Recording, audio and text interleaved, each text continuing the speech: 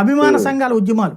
నా చిన్నప్పుడు నేను మొట్టమొదటి సినిమాకి వెళ్ళినప్పుడు విజయవాడ శరత్ టాకీస్లో డైరెక్ట్గా మా అమ్మ నాన్న నన్ను ఒక్కడిగా పంపించింది, మా చెల్లెలు నన్ను పంపించింది. ఆ రోజున 50 పైసలు టికెట్, 50 నుంచి 75 పైసలు పెంచితే పెద్ద రచ్చ. గుడివాడలో అదే థియేటర్ల ముందు ధర్నాలు, రెవెన్యూ కార్యాలయాల ముందు ధర్నాలు చూశాను నేను.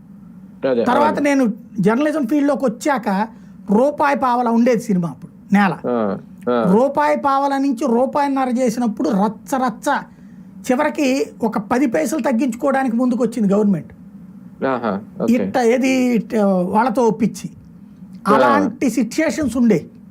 ఇవాళ వచ్చేటప్పటికి ఈ మల్టీప్లెక్స్లు బిగినయ్యాక ఏ స్టేజీ దారుణం అండి, అడ్డకోలు దోపిడీ. ఏకంగా అసలు ఎవరిని అడిగి రేటు పెంచుతారు అంత రేటు? మన కళ్ళెదురుకుండా ఒక్కసారిగా 150కి వెళ్ళిపోయింది. 100లో టికెటే లేదు అసలు. ఇప్పుడు నా చిన్నప్పుడు ఎప్పుడో ₹10 చూసింది, నేను జర్నలిజం ఫీల్డ్లోకి వచ్చిన నాటికి రూపాయి పావాలంటే ఎంత పెద్ద గ్యాప్ ఉంది అక్కడ. దాదాపు 15-20 ఏళ్ళకి నేను రూపాయి తేడా చూస్తే ఇక్కడ ₹100 ₹150 తేడా చూసేసాను నేను అతి తక్కువ టైంలో 10 ఏళ్లలో. ఇప్పుడు అది పతాక స్థాయికి చేరి. ఇంకోటి, ఇదివరకు మా చిన్నప్పుడు సినిమా థియేటర్లో ఏంటంటే నేల అంటే నేల ఉండేది, బెంచ్ అంటే బెంచ్ ఉండేది.